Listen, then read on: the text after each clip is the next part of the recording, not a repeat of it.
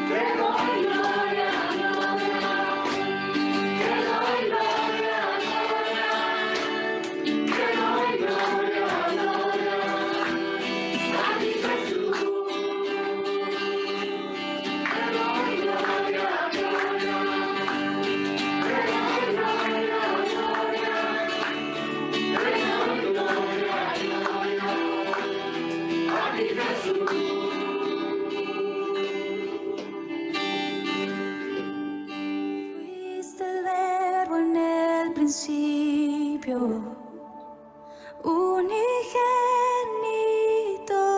de Dios. El misterio de tu gloria, revelado en tu amor. Cuán hermoso su nombre es, cuán hermoso su nombre es, el nombre de Jesús, mi Rey. Cuán hermoso su nombre es, nada se iguala a él. Cuán hermoso su nombre es, no hay otro nombre.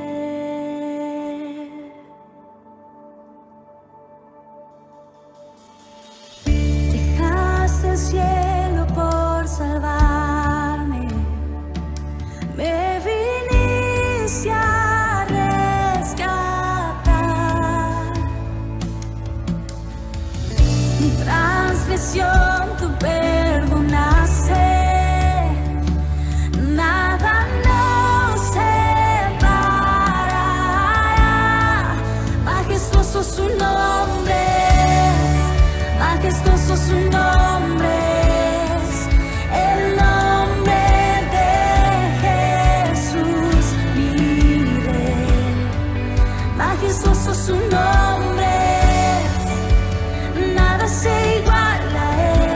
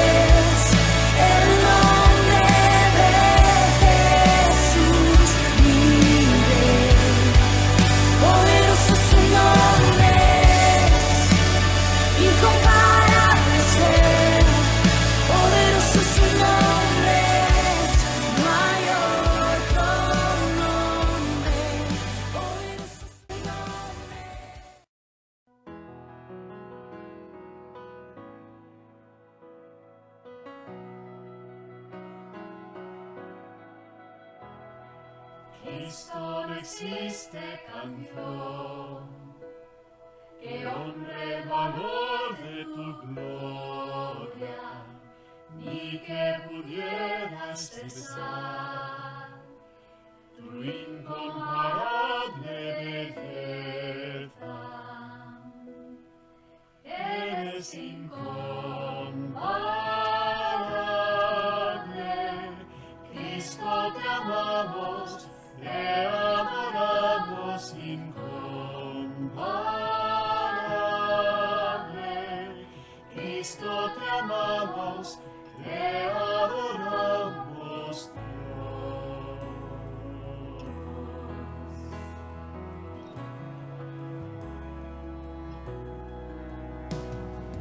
No hay quien esté más allá de la magnitud de tu gracia. ¿Cómo podré agradecer la forma en que me has amado? Eres incomparable, Cristo te amamos, te adoramos incomparable, Cristo te amamos, te adoramos incomparable,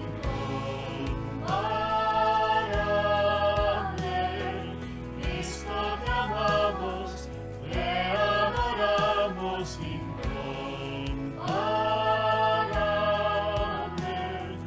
Cristo te amamos, te adoramos Dios.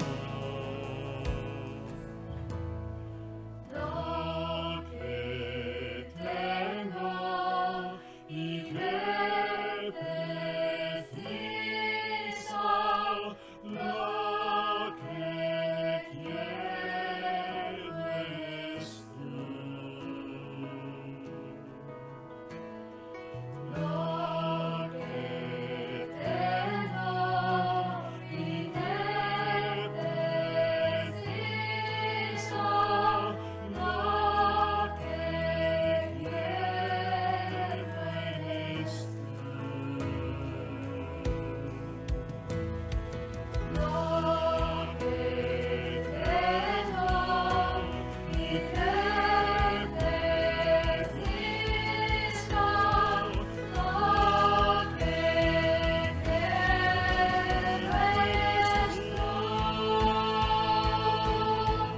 Eres incomparable, Cristo te amamos, te adoramos incomparable, Cristo te amamos, te adoramos incomparable, Cristo te amamos, te adoramos incomparable, Cristo te amamos, te adoramos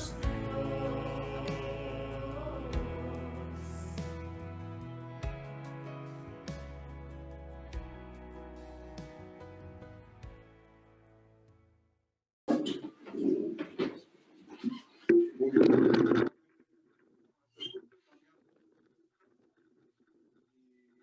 Más tarde, los que vais a ver el culto también, bienvenidos. Hemos cantado que Cristo es inigualable, es incomparable, ¿no? Que hemos leído al principio del Salmo, el Salmo 117, que decía que porque se ha engrandecido sobre nosotros su misericordia. ¿En qué forma nos ha engrandecido su misericordia sobre nosotros? El libro de Hebreos habla de Cristo y nos da varios datos que nos muestra que Cristo es mejor. Vamos a Hebreos 9 y vamos a empezar de 23 al final Y leyendo, me gustaría que alguien venga aquí y nos lea en voz alta, Hebreos 9, 23 hasta el final. Y luego compartiría, o se pone, sí, por favor.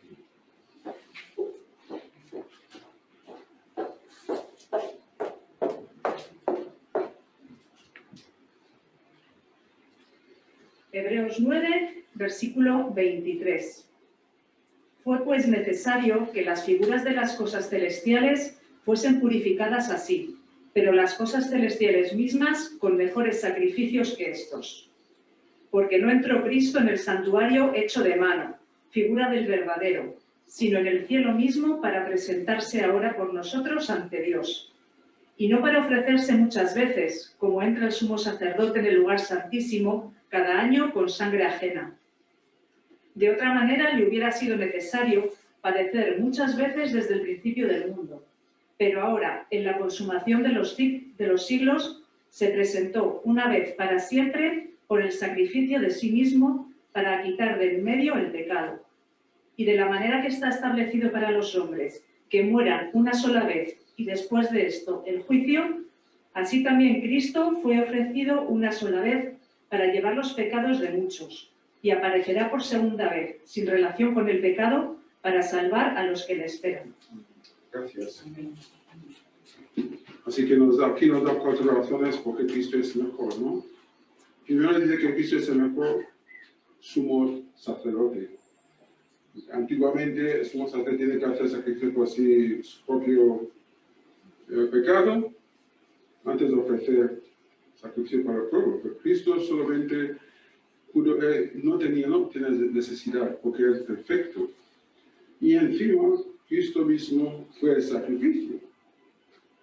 Así que perfecto el sacrificio, ¿no? Entonces aquí, el segundo es, como he dicho, el sacrificio una sola vez, eficaz. Una sola vez, no tuvo que hacerlo varias veces. Y tercera razón es la solución perfecta para el pecado. Cristo, el sacrificio de Cristo, cuando aceptamos a Cristo no tenemos que añadir nada más. Es una solución perfecta. Pero, por último, Cristo ha logrado por nosotros una salvación eterna. Si estamos en Cristo, sabemos que estamos aceptos hoy, mañana. Es que por eso, toda esta razón tenemos motivo para bendecir a la oración. Así que cuando vamos a la mesa, queremos dar gracias. Queremos, Señor, que nosotros que éramos pecadores, nosotros que no merecíamos un favor, más bien un castigo, nos ha visitado con tu gracia y nos ha bendecido y de qué manera nos has hecho hijos e hijas de Dios. Así que vamos a tomar los símbolos recordando estos motivos. Hay muchos motivos más para que dar gracias, pero estos 4 pues nos debe animar a alabar y regocijarnos por tener un Dios así, que nos bendice cuando merecíamos otra cosa. Así que vamos a, los que hemos traído nuestros símbolos pan y vino, vamos a tomarlos, los que en casa también vamos a escuchar una canción.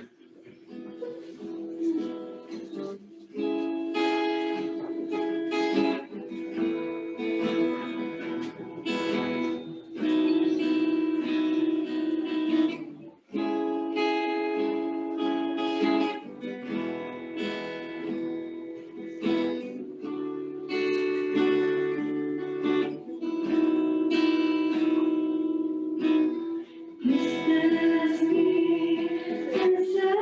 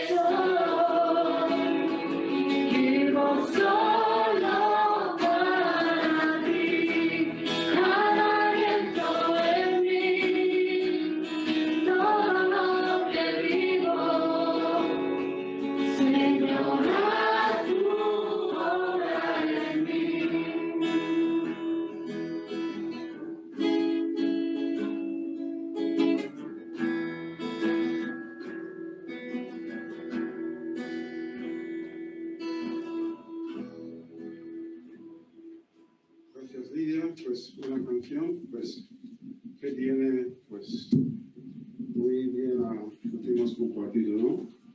Todos los que somos, en primer lugar, le pertenecen a Dios, y a la vista de lo que ha hecho por nosotros, razón de más de entregarnos.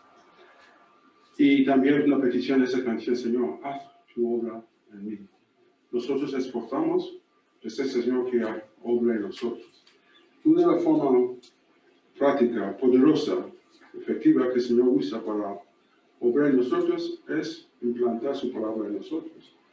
Que escuchemos su palabra y si vamos a pedir que nos abra la mente para poder entenderlo y también pues tengamos disposición del corazón de poner en práctica. Y el Señor dice que pues como dice, si no falta ese libro de ley de ti, y cada día meditamos en él, pues entonces le hacemos caso, todo lo que hacemos prosperará. Y hoy, Señor, pues lo permití bien a llamar a Luis, por favor, que nos traiga la palabra. Vamos a orar por él y que el Espíritu que habla por medio de él y nosotros también que nos abra nuestros oídos y también nuestro entendimiento y sobre todo nuestro corazón para recibirla, gozarnos de la palabra y sobre todo ponerla en práctica. Vamos a orar. Señor nuestro Dios, gracias que tu palabra es viva y eficaz y poderosa. Y gracias también que tú usas personas que tú has preparado de antemano para que nos hablen. Gracias por la vida de Luis. Queremos darte las gracias por ese tiempo que has dedicado en la preparación. Señor, habla tú por medio de él y que unge su palabra. Y Señor, pedimos que puedas inclinar nuestros corazones y sobre todo tocar nuestra voluntad para, habiendo entendido tu palabra, lo pongamos en marcha, Señor. Gracias por el día de hoy y gracias por el tiempo que vas a hablar por medio de Luis. Gracias por él y toda su familia. En el nombre de Cristo Jesús. Amén. Amén.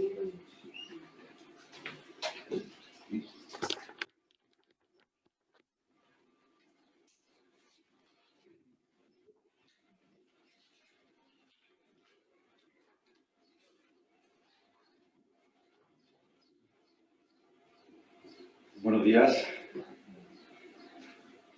Bueno, mucha gente piensa que la Iglesia, al menos en Occidente, ¿vale?, está inmersa en uno de los cambios, en una de las dinámicas más importantes de toda su historia.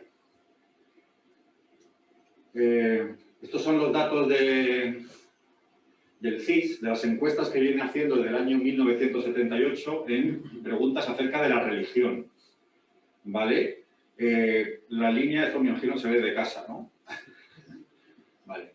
La línea que está abajo, que viene a ser en torno al 0,2-0,3%, apenas se ha movido, y es la de personas españolas que se declaran de una religión no católica, ¿vale? Una línea que más o menos se mantiene. Luego abajo, en verde, están las personas que se declaran ateas, no creyentes, agnósticos o indiferentes. Que si os fijáis, además, a partir de los años 90, es además un punto de inflexión, hasta entonces más o menos se mantenía igual, comienza a subir de manera, en términos sociológicos, de manera vertiginosa, ¿vale? Supongo que también influye que a estas encuestas se van incorporando a la gente joven, las nuevas generaciones. Y las personas que se declaran católicas, en la misma época, de forma paralela, a partir de comienzo de los 90, pues empieza a disminuir. Y además es curioso porque en el año 2020 se produce la mayor bajada de personas que se consideran católicos, justo en la época de la pandemia, y justo aumenta, un salto muy fuerte, personas no religiosas, ateas, indiferentes. Los datos en Europa son similares y en Estados Unidos son incluso más drásticos, ¿vale? Esto es un reportaje, esto es una encuesta que sacaba la agencia Gallup, que como sabéis es una de las más importantes del mundo a nivel sociológico. Esto es de este mes, de mayo. en el que, entre otros datos, decían que el 20% de los estadounidenses, lo que llamamos del siglo XXI, han dejado de pertenecer a una congregación religiosa. Bueno, lógicamente los analistas, gente también creyente, tratan de, y las propias encuestas, hacen preguntas para ver un poco el porqué de estos datos que son bastante drásticos, ¿no? Algunos de ellos, ¿vale? De los factores de desafección, digamos, de apartamiento, de echarse a un lado respecto a las iglesias. Uno de los que más se destaca, pues es Internet. Hace 30 años, para cubrir la necesidad de un alimento espiritual o de escuchar un buen sermón, pues necesitabas acudir físicamente a una iglesia, ¿vale? Ahora, pues, no es necesario. Esto también afecta a las preguntas sobre la vida, sobre la apologética, sobre la Biblia, sobre el porqué, sobre las religiones. En Internet, pues, uno encuentra respuestas que antes, a lo mejor, era acudiendo a la iglesia porque era la gente que sabía. Bueno, esto, lógicamente, lo voy a decir rápido porque no es el tema central del mensaje, ¿no? Bueno. Otro factor, según se desprende de las encuestas, pues hay una percepción que además aumenta en los últimos 5 y 10 años respecto a la Iglesia, que se entiende, las personas creen que está compuesta por personas que cada vez son más intransigentes con las diferencias y más posicionadas políticamente, ¿vale? Se percibe como que últimamente la Iglesia se posiciona con partidos políticos. Y esto causa desafección o rechazo tanto en creyentes como a la hora de evangelizar, acercarse a la Iglesia. Digamos, por resumirlo, es, digamos, se percibe una intolerancia, ¿vale? Esto es lo que percibe, lo que responde la gente, ¿no? En dos vías. Una, de los creyentes hacia los que no piensan como nosotros, se percibe una mayor intolerancia, y luego otra también, incluso a nivel interna, más división denominacional respecto a enfoques teológicos, más barreras. Bueno, otro factor de los que se tratan de explicar, digamos, esa tendencia, es cambios en las costumbres sociales. La sociedad es cada vez más individualista, algo que con la pandemia probablemente se ha acrecentado. Otro factor, ya habría más, y esto es un debate muy abierto, uno más, de los más importantes, la percepción en la sociedad del agotamiento de las estructuras jerárquicas, ¿no? Movimientos como el 15M, la primavera árabe, muchas personas abogan por decisiones y ejercicios de poder cada vez más horizontales, más asambleario, y esto es algo que no siempre encuentran en las iglesias, ¿vale? Por lo tanto, se produce ese rechazo. Bueno, sé que alguno que estará pensando, bueno, y esto, Luis, esto tan deprimente que traes aquí un domingo, ¿no? Esto que se supone que el domingo pues, es de ánimo.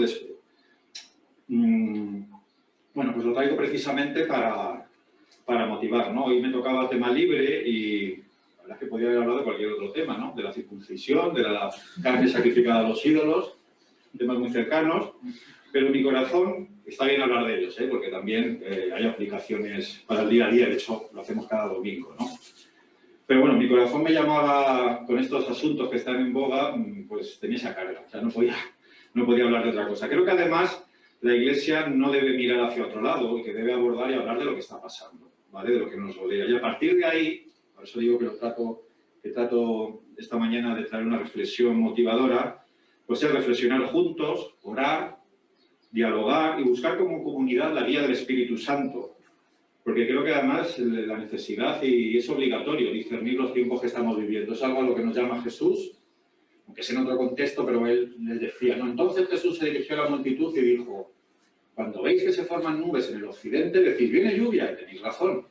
Necios, sabéis interpretar las señales del clima, la tierra y los cielos, pero no sabéis interpretar los tiempos presentes. Pues esto es algo que debemos, como Iglesia, hacer, acercarnos y analizar los tiempos presentes. Creo también que esta progresiva secularización no tiene por qué ser algo 100% malo. Yo sé que la gente a veces, ya la Navidad nos habla de Jesús, nos tiramos de los pelos, etcétera, etcétera, etcétera. Pero yo creo que no debe ser algo malo. Recordemos que la mayor expansión de la historia del Evangelio se produjo en el Imperio Romano, cuando nace, con los primeros cristianos. Ahí, obviamente, por entonces pues no se sabía ni qué era el cristianismo, ni quién era Jesús, ni nada. Lo anunciaban, digamos, partiendo de cero. Y el Espíritu produjo una viveza y una extensión muy, muy grande, ¿vale? Yo que hasta ahora, pues, mis compañeros de trabajo eran veinteañeros, son becarios de la universidad, sí que percibo que realmente, si vamos con ciertos mimbres de también escucharles a ellos, yo creo que también las personas pueden estar más abiertas a escuchar de un evangelio que desconocen totalmente. Eso también, en un sentido, hay cierta barrida de prejuicios, ¿no? Poco a poco. Entonces, no hay que verlo como algo 100% malo, ¿no? Este cierto reseteo. Debemos mirar los tiempos como una oportunidad. Yo creo que los creyentes siempre debemos ver los tiempos, sean adversos, sean persecución física, que gracias a Dios aún no tenemos aquí en Occidente. Ya digo que en Oriente es otra historia. Todo esto es otra historia. De hecho, la Iglesia crece, ¿vale? En Oriente, pero esto es otra historia. Debemos mirar los tiempos siempre como una oportunidad para el cambio y no desde la nostalgia, el miedo, el inmovilismo. Porque admitámoslo, y a veces a mí me pasa, la nostalgia, el miedo y el inmovilismo a veces nos atrapan y hace que se produzca una fractura con las necesidades reales de la gente también, ¿no? De hecho, la necesidad de vivir y de mostrar a Cristo sigue siendo hoy tan urgente o más, precisamente por los datos que estamos viendo, tan urgente o más que antes. Y luego también hay que admitir que, a pesar de estos datos, no parece que las personas se perciban a sí mismas o vivan la vida de forma más plena y satisfactoria. Es curioso. No es que las personas digan, ahora me siento mejor sin religión. No es así, ¿no? Vamos a poner un vídeo, un pequeño ejemplo, una reflexión con la que va en esta línea, me parece interesante, breve.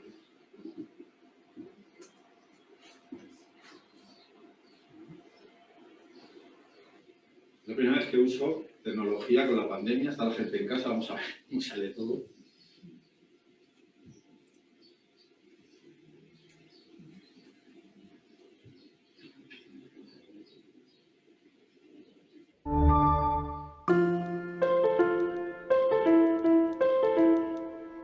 Si observamos las últimas décadas, digamos las últimas 5 o 6 décadas, vemos que casi todos los indicadores de enfermedades mentales han subido. Ha aumentado el índice de suicidios tanto en los Estados Unidos como en el resto del mundo. Han aumentado los casos de depresión, los de ansiedad, los de soledad.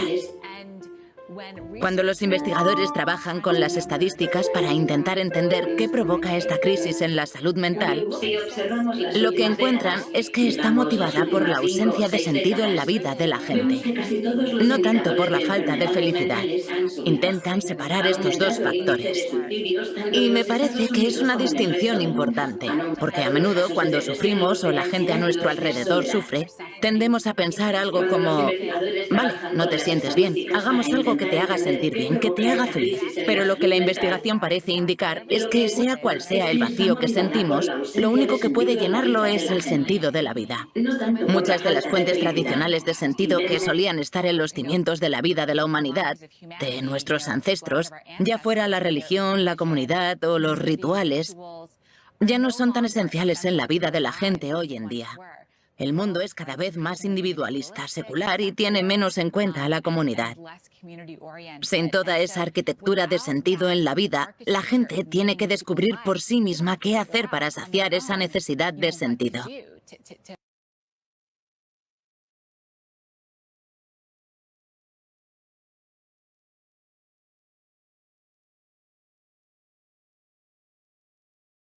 Es cada vez más individualista, secular y tiene menos en cuenta a la comunidad. Sin toda esa arquitectura de sentido en la vida, la gente tiene que descubrir por sí misma qué hacer para saciar esa necesidad de sentido. Bueno, reflexiones como estas a mí me parece que nos muestran también a la Iglesia, primero que las cosas están cambiando rápidas, que tenemos un reto, ¿vale?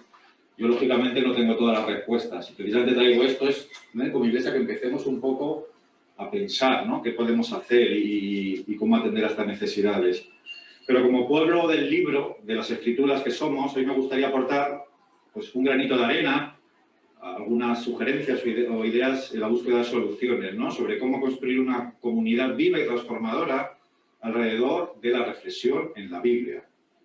Y creo que uno de los retos que tenemos en estos tiempos, después de leer muchas encuestas, estadísticas, reflexiones, a mi juicio, lógicamente, no es tanto el no creer en la Biblia, porque prácticamente la mayoría, o normalmente los cristianos, creemos en ella, ¿no? Sino cómo nos acercamos a las Escrituras y cómo reaccionamos ante hermanos o contextos pues, que a veces se acercan o interpretan de forma diferente.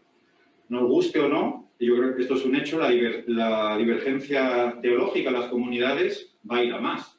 Hace 40 años que yo soy una iglesia pentecostal, bautista, etcétera, y tenías los libros de tu denominación y era la única manera de entender las Escrituras, ¿no? Esto es un hecho, ¿vale? Nos guste o no.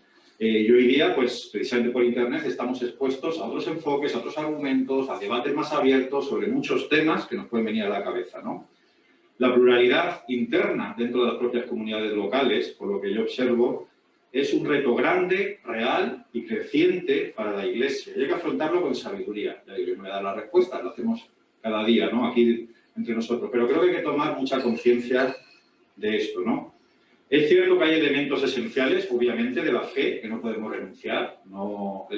Esto no tiene que ver con relativizar las Escrituras, sino más bien lo contrario, como ahora voy a tratar de explicar brevemente, pero precisamente de acercarnos a ellas con cierta, quizás en determinados momentos, con más humildad, reverencia, aceptando también el misterio, lo sagrado de las Escrituras y de bueno, preguntarnos si cuando nos acercamos, si cuando observamos algunos de estos muros que se levantan incluso entre nosotros, que hoy pueden dividirnos, se deben a que estamos quizá considerando demasiadas interpretaciones humanas, debatibles, ¿vale?, como esenciales. Y la respuesta, yo admito que no es fácil, pero hay que pensar en ello, ¿no?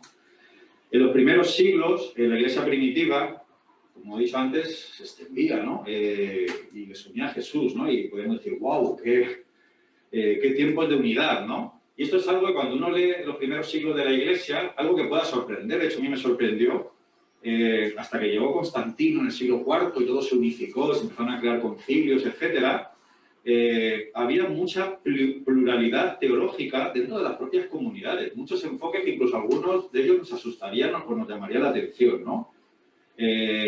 Pero convivían y se aceptaban como hermanos, se entregaban y eran capaces de morir por el de al lado a pesar de tener ciertos enfoques que ellos consideraban que no eran esenciales como secundarios.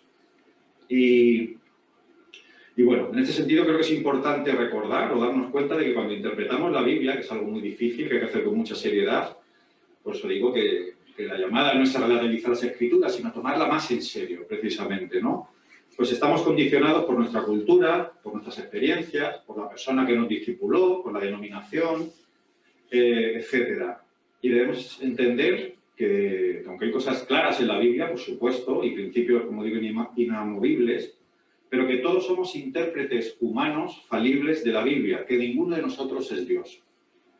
Y por eso existen las comunidades, también para dialogar, para ceder, que es uno de los, para soportar, que también, recordé Corintios 13, Corintios 13 es uno de los elementos del amor, que nos olvidamos, para aprender, para edificarnos. La unidad yo creo que no es uniformidad, ¿vale? Esto de que del siglo IV se ha querido ver a la Iglesia como que tenía que ser uniforme. Pero creo que debe ser un pueblo unido en la diversidad, mirando a Cristo y a su palabra. Y en la misma Biblia, creo que en la misma Biblia, por eso quería poner dos ejemplos, quien también nos adiestra, nos llama a tratar de entender las diferentes voces entre los hijos de Dios, ¿no? Esta semana, haciendo mi devocional, pues leía al profeta Joel. Es un tipo indignado, enfadado con todo lo que pasaba, con razón, ¿vale? Y decía, proclamad guerra, forjad espadas de vuestros azadones, lanzas de vuestras hoces, y diga al cobarde, soy valiente. Yo cuando leía esto me acordé cuando estuve en la sede de la ONU en Nueva York, y al entrar hay una estatua preciosa de un tipo así musculado que está convirtiendo, me parece que es una espada en azado, ¿no? Y debajo el texto de Isaías, que dice justamente lo contrario que Joel, o sea, lo mismo, pero al revés.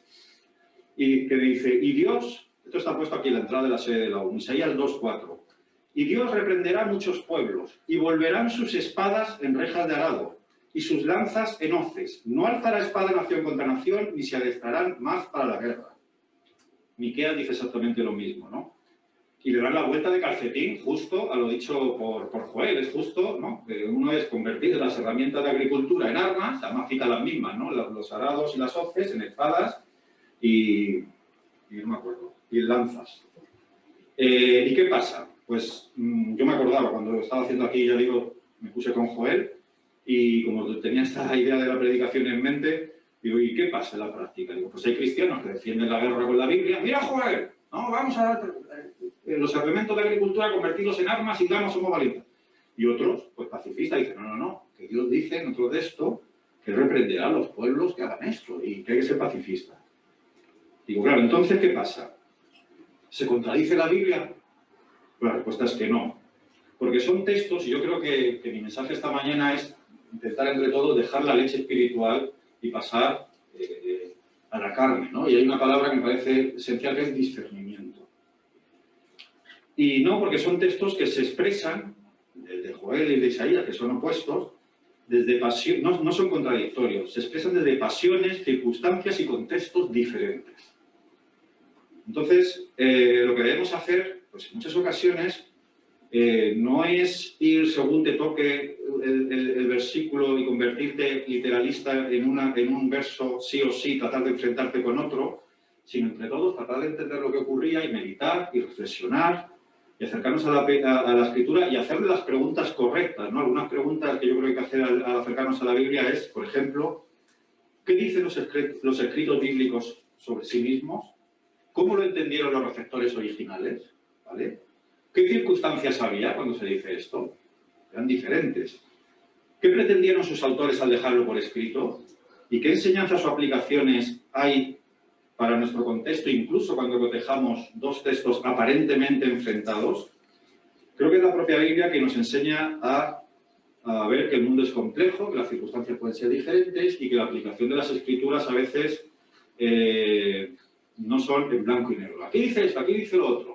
La Biblia dice muchas cosas, pero requerimos de la guía del Espíritu Santo y del discernimiento para ver cuándo y cómo aplicar cada cosa. Si no nos damos cuenta de esto, yo creo que se va a producir lo que a veces se denomina como fundamentalismo o como algo que realmente levanta muros, ¿no? Y esto es una labor pues, que exige, insisto, paciencia, diálogo, humildad. Y un segundo ejemplo que quería poner, que nos puede ayudar un poco a entender mejor esta realidad bíblica y a cómo aplicarla en las comunidades, ¿vale? Es Ruth y Esdras, ¿vale? Tenemos aquí a Ruth. A Ruth Prieto y a Ruth como actriz, que es Noemí, ahora lo vais a ver. Esdras se opone, el libro de Esdras se opone a lo que si israelitas se casen con extranjeros, ¿vale? Pero luego vemos la historia de Ruth, que es la celebración de un matrimonio de un israelita con una extranjera. Volvemos a lo mismo que pasa aquí. ¿Con qué nos quedamos? Ambos enfoques están en la Biblia. Pues otra vez lo mismo. Un esfuerzo para entender. Igual que había que hacer un esfuerzo para entender a Isaías, entender a Joel, por qué dicen cosas que son opuestas, aquí también hay que ver, vamos a hacer lo mismo, ¿no? Y la pregunta es, ¿qué se dirían Ruth y Esdras, ¿vale? Si pudieran reunirse. Y aquí, ahora en un vídeo los hemos conseguido reunir, que no ha sido fácil a Ruth y a Esdras, para que puedan dialogar entre ellos. Lo que has hecho me parece una atrocidad. Obligaste a hombres israelitas a separarse y a despedir a sus mujeres extranjeras, separado familias, e incluso los niños tuvieron que irse. Mira, no me hables de esos matrimonios. Cuando me enteré, me puse malísimo. Rasgué mis vestiduras, me rapé la cabeza, incluso dejé de comer. Es más, cuando oraba, ni siquiera miraba al cielo. ¿Pero qué es lo que te molesta tanto? ¿Las mujeres extranjeras o los dioses extranjeros? Ambos van de la mano. No, no es así. Yo dejé atrás a los dioses de Moab cuando seguía a mi suegra a Israel. Pero no todo el mundo es como tú. Si hicieran la misma exigencia en mi época, a mí me hubiesen expulsado de Israel. Mi hijo, Obed, se hubiese venido conmigo. Obed es el abuelo del rey David. ¿Dónde estaría tu nación sin el linaje del rey David? El linaje de David nos llevó al exilio. Su hijo, Salomón, introdujo nuevos dioses a nuestra tierra, al casarse con una extranjera. Y la paciencia de Dios llegó a un límite y solo vino el exilio y la muerte. Y es claramente por no llevar a cabo la orden que nos puso Dios, no casarnos con extranjeros.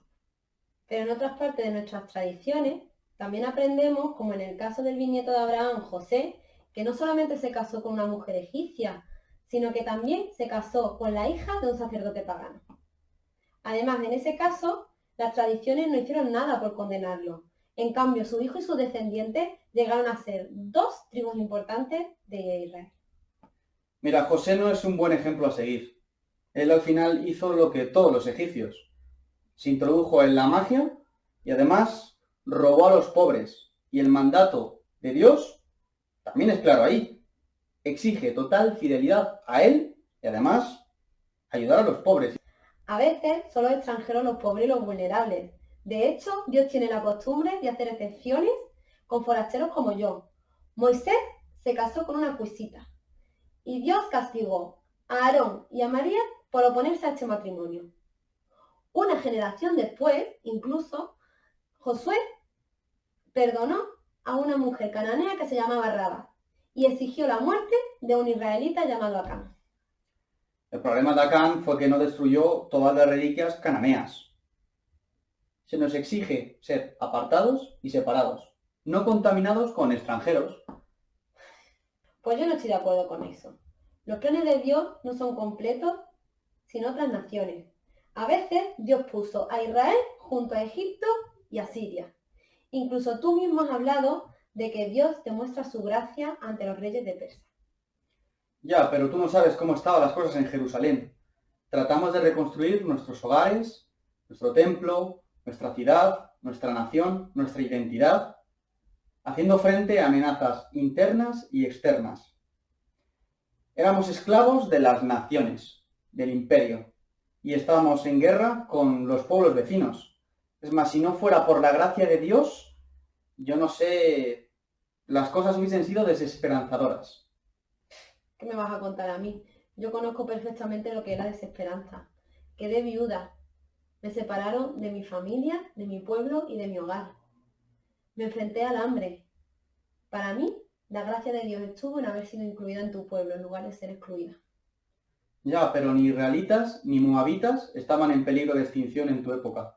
En cambio, en la mía no había un futuro claro como pueblo. Tuvimos que trazar líneas muy estrechas entre nosotros y los pueblos vecinos. No sé si el pueblo judío hubiese sobrevivido de otra manera.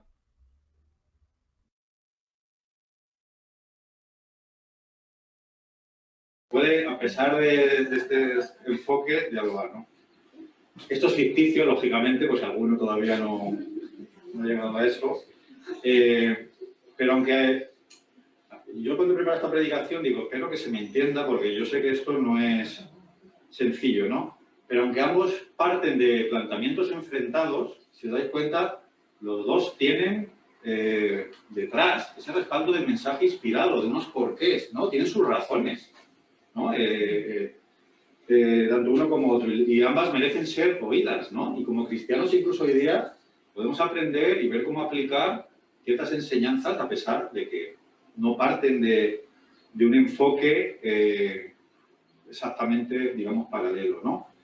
Bueno, creo que igual que se podía conversar y compartir, y si uno está atento y realmente con deseo de aprender del otro, creo que se pueden aprender a veces de enfoques o de perspectivas, puntos de partida enfrentados, desde una palabra de Dios que está inspirada por Él, pero que hay que acercarse a ella con sabiduría. Así que concluyo, bueno, pues invitando a que podamos compartir la palabra, dejando que el Espíritu Santo haga también su obra con lo que exponemos, ¿no? A veces no se trata de agarrar del cuello o que el otro acabe dándonos la razón o que pensemos todos exactamente iguales, sino hacerlo de una manera en la que podamos expresarnos, ¿no? Igual que el 70% de los salmos, que son los salmos imprecativos, ¿no?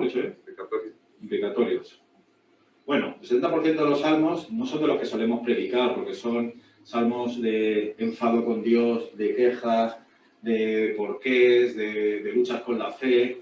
Y yo creo que las comunidades también debemos dejar lugar a que las personas también puedan expresarse sin miedo a juicios y a censura, ¿no? Que si uno se siente mal, se siente con su fe abatida, se siente luchando con Dios, con la Iglesia, que pueda venir y que no se le dé rápidamente una censura y un versículo rápido, sino que directamente podamos transmitir comprensión, que esto sea un lugar para expresarse, para ser. A mí me da mucha pena que muchas personas no puedan ver en la Iglesia esto.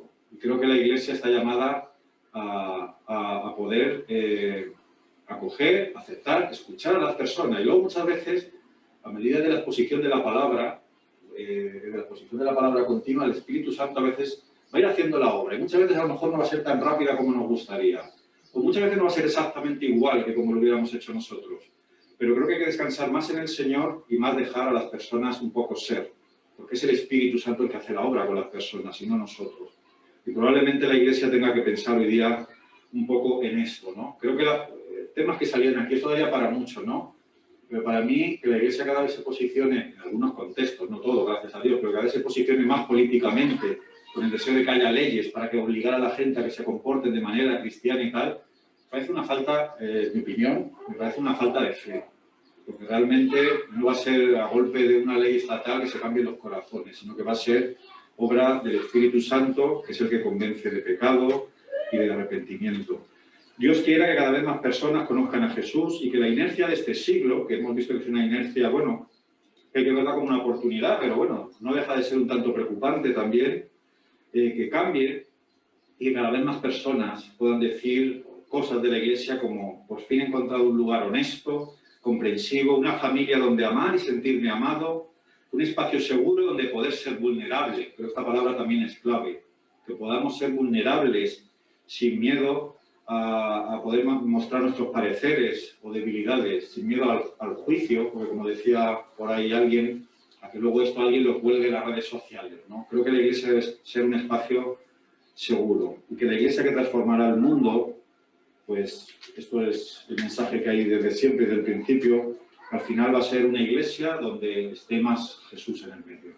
Bueno, que el Señor nos ayude porque nada de esto es fácil. ¿Mensaje? Bueno, hoy no hay, digamos, anuncio especial, excepto los normales, las reuniones normales que todo el mundo lo sabemos. Y si hay alguien que nos visita, pues yendo a nuestra página web, tenemos enlace para poder apuntarte o unirte a una reunión. Y la reunión de iglesia es aquí a las 11:30, que en este caso hay que apuntarte previamente. Muy bien, vamos a ponernos de pie y como ha dicho Luis, pues necesitamos mucho discernimiento de parte de todo. Pero voy a leer 1 Corintios 1, 13, 12 hasta el final. Ahora vemos por espejo, oscuramente, mas entonces veremos cara a cara. Ahora conozco en parte, pero entonces conoceré como fui conocido. Y ahora permanece la fe, la esperanza, el amor. Esos tres, pero el mayor de ellos es el amor. Así que, amén.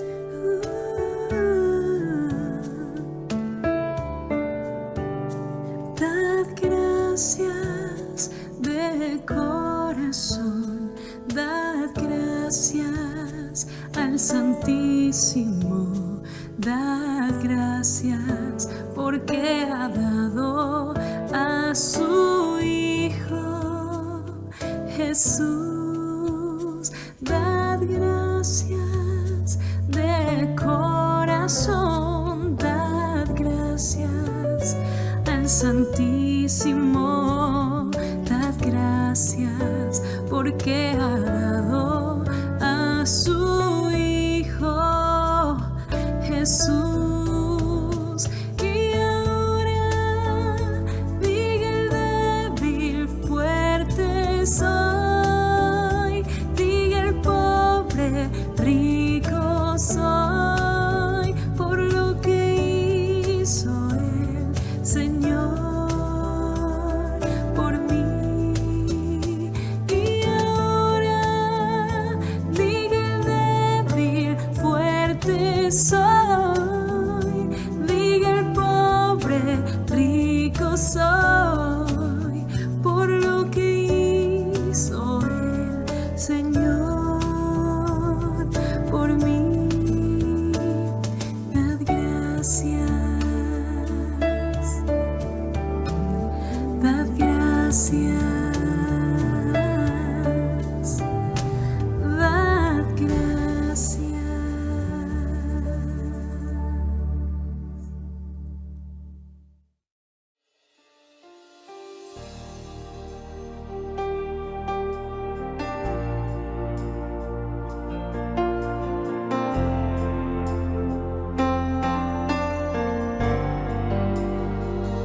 Aquí está